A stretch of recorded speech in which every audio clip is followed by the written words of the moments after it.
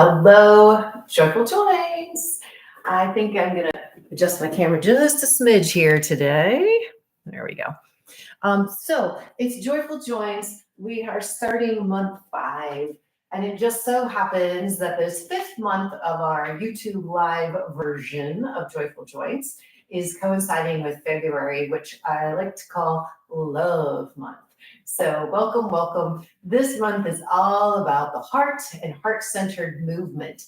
And that means heart-centered, not in the necessarily emotional and feeling into it way, but really getting that love component, that heart-centered movement down to the physical aspect of the physical heart, where it lives, and how the things move both with and around that beautiful physical heart of ours. So I wish you all the best this month.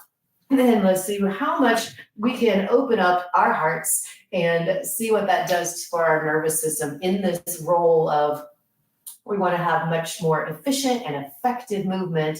And guess what? That heart is where everything is pumping, right? It's sending the blood out to all, it's energizing all the parts of our body without our heart pumping and adjusting to and adapting to different stresses, right? Sometimes we are in a relaxed mode. The heart should be able to relax with us. Sometimes we need to call on more heart energy in order to whatever we're going to do, go hiking, climb a mountain, or simply get through even a mental task requires the heart to work a little bit harder, okay? So let's see what we can do to have a more joyful and loving heart.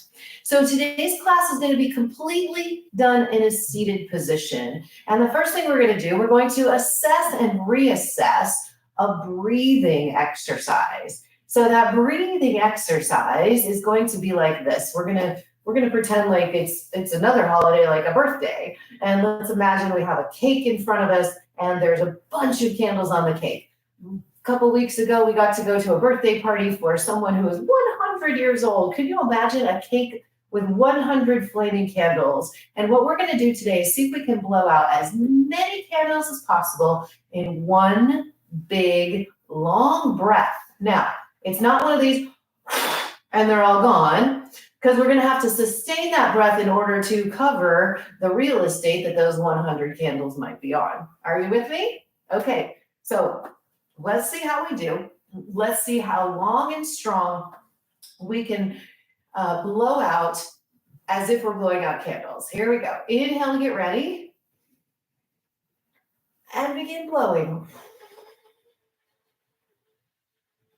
Blow them all. Keep blowing. When you kind of run out of air, keep blowing for a minute. Then stop. And then let the air in. Now, if you couldn't understand what I was saying, good job. It was dizzy a little bit after that. That was our first attempt. So as we're blowing out, you're going to get to a point where you feel like you can't blow anymore. I want you to keep blowing for a little bit. Keep blowing until you think the air is gone, and then blow a little bit longer. Then hold your breath for just a moment when you're completely emptied of air, and then just relax to let the air rush back in. Okay, here we go. Let's do another one of those so we can really assess how long and strong we can exhale. On your mark, get set, go. Inhale and blow.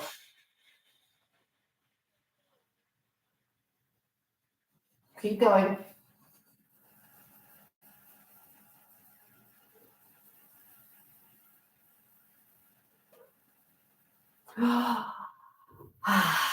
Did you do it? Did you keep blowing past where you thought you could? And then pause and then let the air come back in. All right.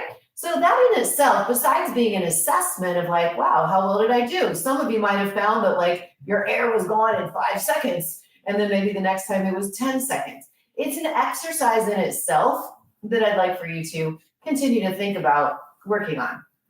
Next, we're going to come to, this is our prop for today. This is just simply a ball like from the grocery store. When I was a kid, I always wanted to get a ball from the grocery store. I just think they're so pretty. This happens to be a nice gold one, which goes with my outfit today. So yippee. If you don't have something like a ball, it's not heavy. It's very light and it can be a little bit squishy. If you don't have something like this real handy, then why don't you just hop on over and maybe grab a pillow off the couch or something. Okay, I'll grab a pillow. Sorry, I'm having some technical challenges today with my cursor and my mouse. Okay, so we have this ball and it's gonna help us to do some things as we go through class. First thing we're gonna do is place the ball. I'm gonna turn my chair sideways. I would like for you to place the ball or pillow or whatever you have in the back of your body between you and the chair. Now, the level where the ball is below where my heart is. My heart, my physical heart lives inside of our rib cage, right? And I'd like for us all to think about not just the word cage, because sometimes cage means very rigid. We can think of something rigid, like a bird cage. It doesn't have much flexibility to it. What if we thought about our rib cage as something flexible, right? It's movable. It doesn't fall apart, but it does have a lot of ability to turn and move and glide and expand and contract, all those things, while protecting our heart that's inside. It's protecting and it's also stimulating our heart through the movement of the rib cage, okay?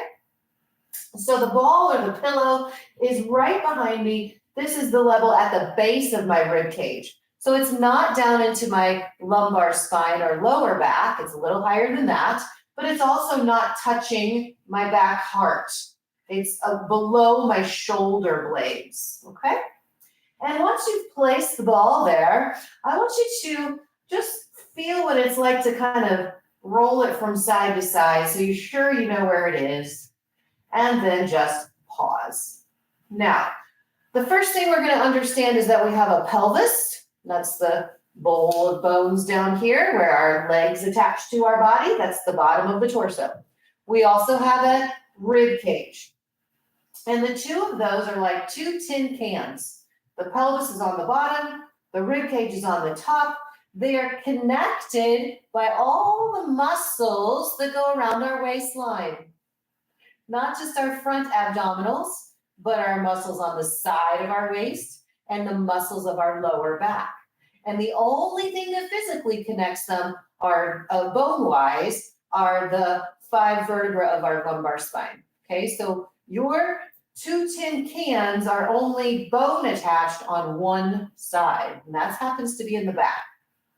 What we would like to do is to stack those cans on top of each other.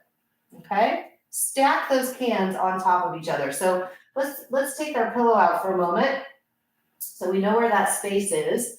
And what we would like to do is see if our rib cage likes to sit in front of our pelvis or if it likes to sit behind our pelvis. I don't know where it likes to sit. Why don't you help me figure it out? Good. Let's move our rib cage forward. So it's now the tin can is over our legs. And then let's move our rib cage backwards. So that tin can is behind, our tailbone. So we can move our rib cage forward and back. Just do that a little bit.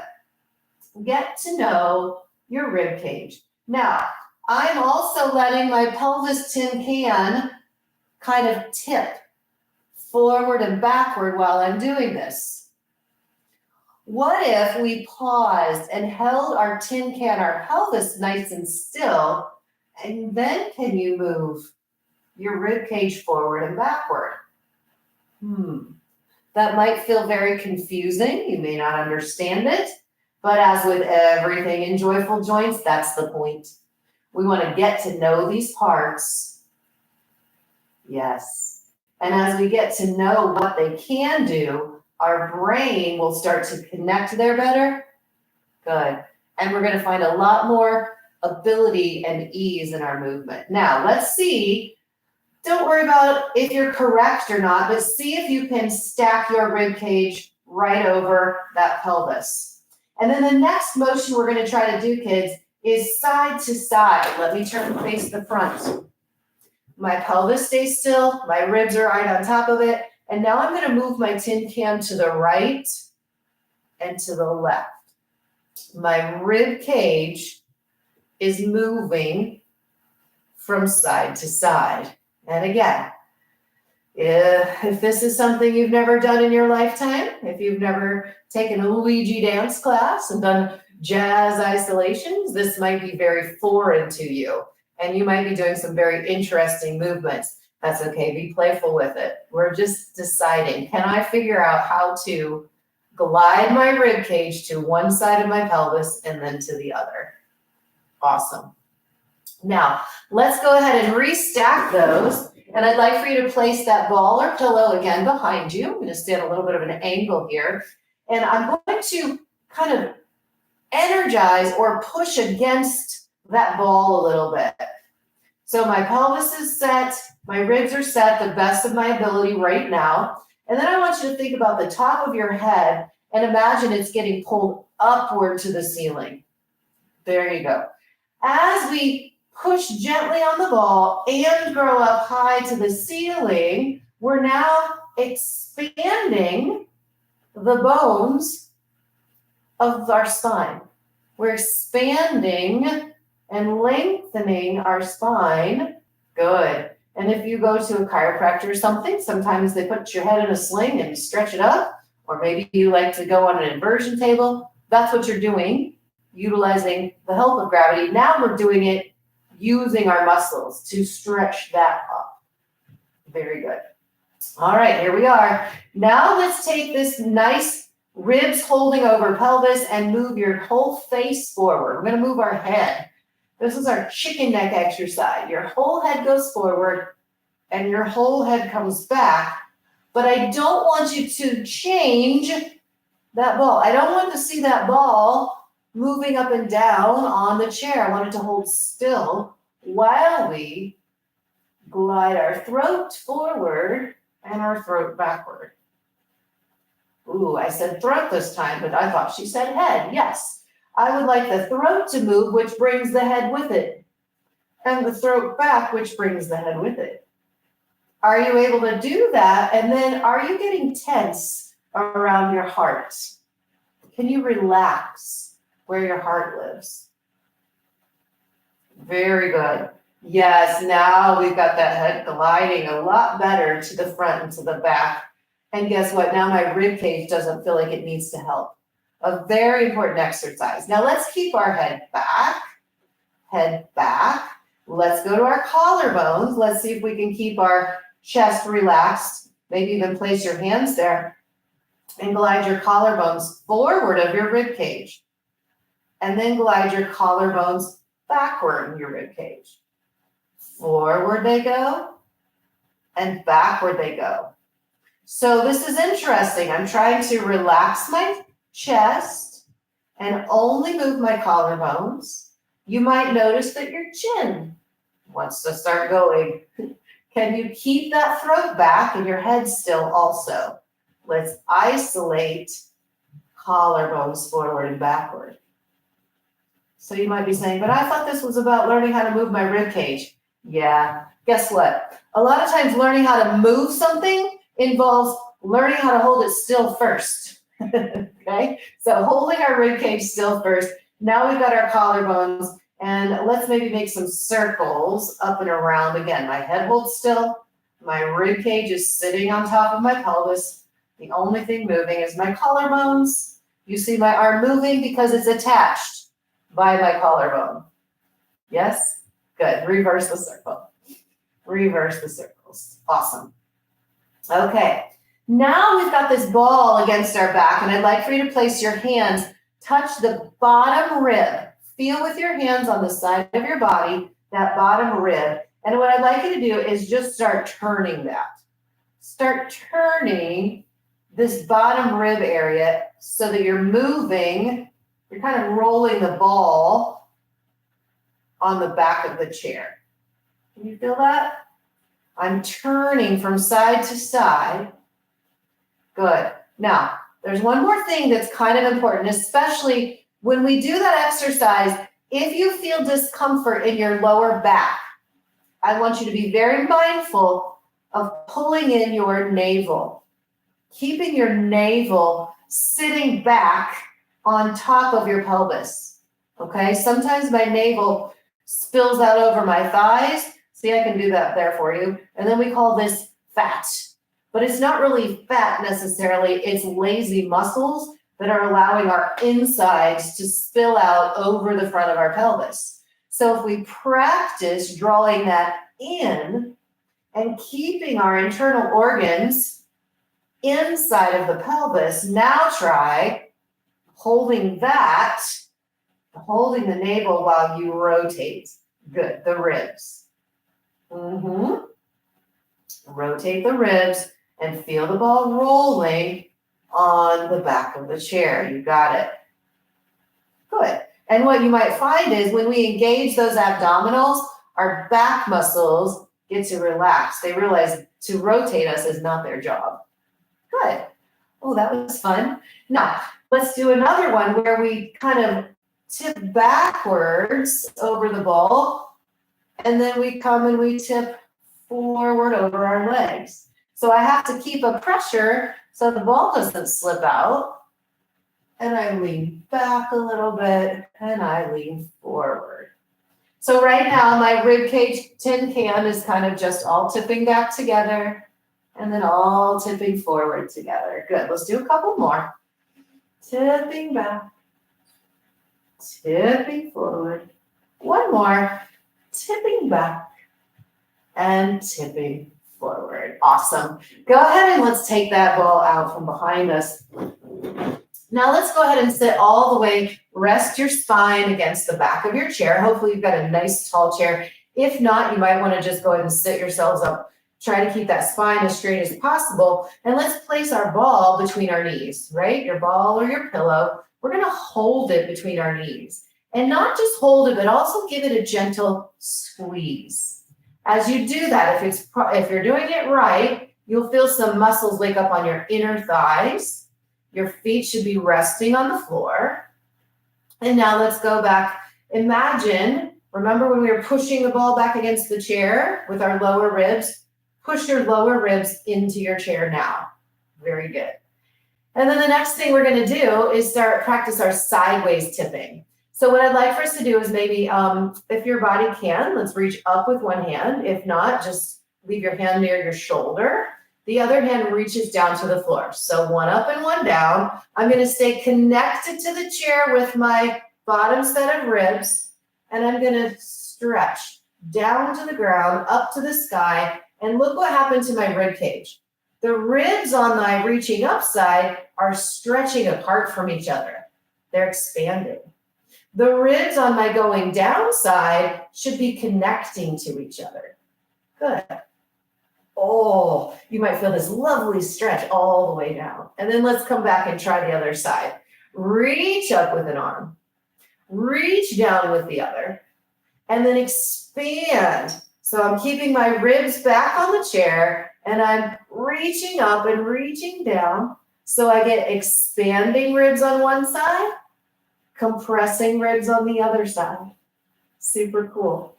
Now, it's very important that this is felt in the ribs. Sometimes if our ribs are, like we say, that cage, they don't move, they don't expand and contract, they just stay the same shape, then the bend drops down to our waistline and it looks like this. And that's, do you see how I came away from the chair now? The middle of my back left the place where it was sitting.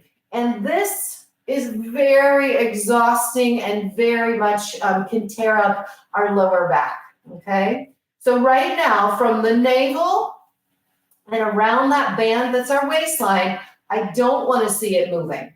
I don't want to see one side expand and contract at the waistline, okay? So let's try again. Reach up with one arm. Reach down with the other. And let's see if you can, if you want to touch the side of your ribs so you know that that's what's expanding. Relax the down shoulder, let your head fall, and then see, you want to keep this waistline tall and fold where the ribs are instead. So notice I don't tip over as far to the side. We're really more reaching up and reaching down. Oh, is your navel in? There you go. And bring it back. Whew. There's an awful lot to think about, isn't it? When we're working on our rib cage. Good. And hello, everybody. I forgot to say hello to everybody who's live with us today. It's so awesome. to stretch with you and to feel that love energy. Good. Stretching through that rib cage, compressing on the other side, and I'm putting my ribs against the back of the chair. Awesome. Keep reaching, keep stretching, keep reaching, keep stretching. Good. And then release it back. Whew. So yeah, we said this is, you can remove the ball from your knees. Who forgot they even were holding a ball there? You realize like my legs are getting tired. Good. So we talk about heart-centered movement because when our ribs are so stiff and not moving, our heart relies on the lungs getting expanding and contracting and pushing and giving the heart a massage. And the heart also relies on all this input from different movement of the rib cage in order to give it stimulus, in order to keep it juicy and great in its movement. I don't have any good words for that. So heart-centered movement is about not letting our rib cage and the heart area get stiff, get rigid. Okay? And if you think about that, what would rigidity in our circulatory system look like? It would look like veins that tend to break instead of expand and contract, right? So we're just encouraging that type of movement. All right, let's do one more here. We're going to place the ball or the pillow right in the center of your chest. There's a sternum, a breastbone here, and you place this ball right in the middle of it, which is right over the top of our heart. Your hands are holding gently, and I would like for you to float your elbows up and out to the side. Let's play that a little bit. It's like flapping your wings. There you go. Flapping our wings, not lifting our shoulders up, but being able to feel your elbows getting pushed out to the sides. Yes, pushed out to the sides.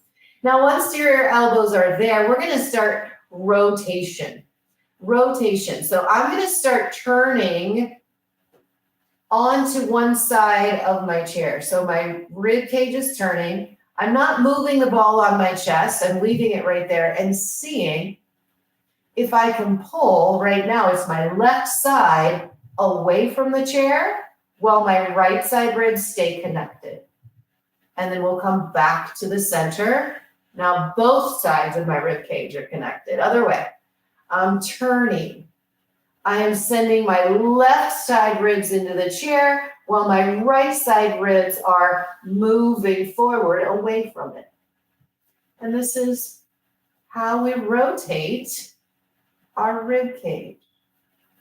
Yes. There's so much to explore and experience this month with this heart-centered movement. Today is just the basics. Just recognizing I have a rib cage and I have a pelvis, and the two are separate entities, and they should be able to move in different directions from one another. Yes. Very good. Let's do one more in each direction, rotating to the right, pulling the left side up, rotating left, pulling the right side up. Excellent. And as we come back to the center then, what if we let our heart, so let me turn sideways again. This is key. Now, if your chair is a little bit higher, this might be a little bit more difficult, but what we're going to try to do is raise the ball up to the sky while we stay connected to the chair. So this is a lift and an arch back. Relax your shoulder blades down. Try not to let your head fall off the back. Keep your head supported. And then come back to neutral. Let's just practice the backwards a few times. So my heart is rising up to the front of my chest, but I'm staying connected with my lower ribs. So now the front of my rib cage is expanding, the back of my rib cage is compressing, and then we come back to neutral. One more time. Drop your shoulder blades. Open your front heart wider, wider, wider. Support your head. And then return. So do you see the ball just gently goes up? Now, what would happen if I let my rib cage slip forward? That's what a lot of people will do. When I say lean backward, the ribs slide over the lap, and then we're like, it hurts my back, and then my neck pinches. So we want to stay supported in our lower ribs, supported in our lower back, and let's just work on the top. Awesome. And then we go the other direction. So I'm going to try to maintain connection with the chair, but look up and over. I'm trying to reach my head up and over this ball. I'm trying to fold. Yeah, relaxing my shoulders. Mine were a little tense. And then I'm going to come back up. Small movement. So not lean forward and put the ball on your lap, but try to keep the ball up here. And let's see if we can rise up and over the top of the ball with our spine, with our head, with our collarbones. Perhaps can go forward over the ball more. Good. And then return back up. One more time. Folding, staying connected to the chair. Maybe roll the ball down a little lower this time. Maybe our heart can come over the top of the ball. Yeah. And then return back up. Woo! So all kinds of fun ways to move the spine, right? Yeah, I love working on that because then let's come back to, let's see. We did our chicken necks before. Can you all try that chicken neck exercise again and see how it feels? Is there smoothness? What if we turn our heads? Does that feel different? We didn't check this directly today of turning our head. What about your collarbones? Is it easier to move them? And I'm really asking these questions so that you can go, wow, that really made a difference. I think I'll come back to this class, month 5, session 1, and I'm going to do it more often and remind myself how important it is to keep a flexibility in and around the heart. Now, we did check on one thing. Who remembers what our assess and reassess was? Raise your hand. Okay, cool. So our assess, reassess was that blowing out of the candles, the blowing out of the candles. So we take that inhale breath to get ready. We blow long and steady for as long as we can to blow out all 100 candles on our birthday cake. And then when we think we're done, we blow a little bit longer. Then we hold our breath for a moment. And then we just relax and let the air rush back in. Got it? All right, let's do it. Inhale to prepare. And blow.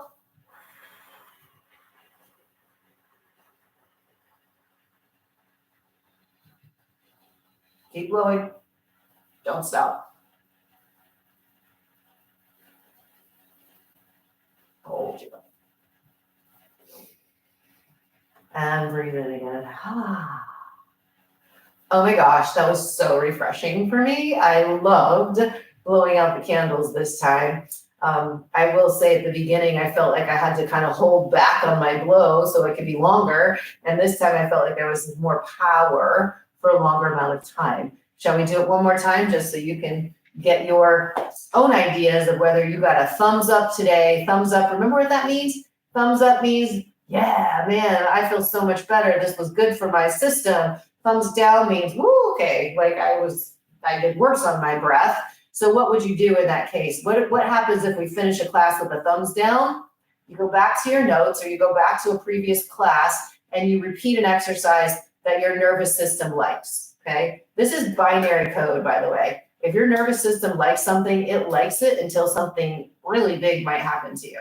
So keep going back to the things that help you finish class out with a nice thumbs up. And by the way, there is also neutral. So if you would like to be a subscriber and to give us those thumbs up along the way so we know how you are benefiting from our classes, we would love that. There's a thumbs up live. Yeah, way to go. So we love to have that feedback, and it is very, very helpful for us. And also, if you're a subscriber, you're welcome to send us comments in the chat and let us know how you're doing. Let us know if the speed is working for you or what other kind of things you'd like to explore as we continue through this Joyful Joints practice. You ready? Last assessment, final blow. Here we go.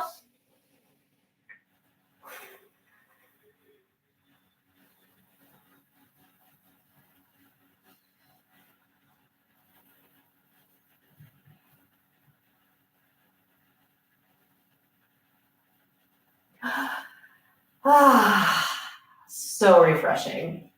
And I'm going to say I feel a little warmth, a little tingle, a little activation right here in the center of my chest. And I think it's just feeling all that love that I have for you and for every single person that has a physical body and is interested in taking a little better care of it. And I also feel that love coming from you guys as you send and you take the class and you support us and share your energy with others. So we thank you again. We will see you guys next week. Take care.